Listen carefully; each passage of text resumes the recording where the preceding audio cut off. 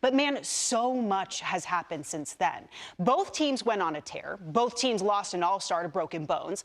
Atlanta lost Ozzie Albies to a fractured foot. Philadelphia lost Bryce Harper to a broken thumb. One team lost a manager as the Titans fired Joe Girardi, and one team is in striking distance in the NL East standings as the Braves had a chance to gain ground on the Mets, who were facing the Astros for 2 games. So as the two teams reacquainted themselves on Tuesday, the Bravos gave the Phils a rude greeting. It's a pizza or take a selfie at the top of the Empire State Building. But a private helicopter tour may not be on the agenda. According to Sports Taxman on Twitter, Jose Altuve, the highest paid Astro, will shell out more than $104,000 in New York State tax on this road trip. So while it's a spendy excursion, it also needs to be successful as well. The Stros split their 4-game set in the Bronx and opened up a new series on Tuesday in Queens and made it worth the money. Star break, the Home Run Derby. And while baseball fans have been clamoring to see the likes of Aaron Judge or Mike Trout participate, one marquee name has already taken himself out of contention.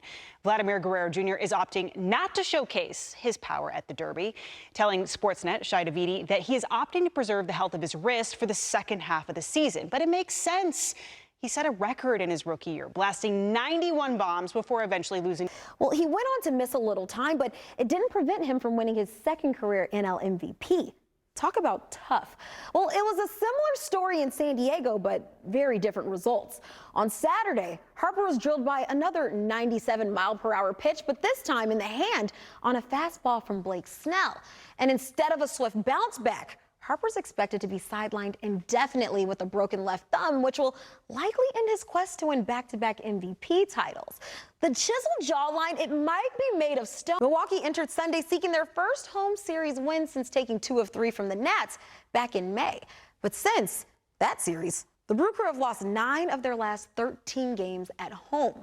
To turn things around in the Cream City, the Brewers could lean on Willy Adames. Since joining Milwaukee, he leads all shortstops with 35 home runs and is slugging .585 with 5 homers and 13 RBI in his last 13 games. So maybe his recent string of success will make home a little more welcoming for Milwaukee.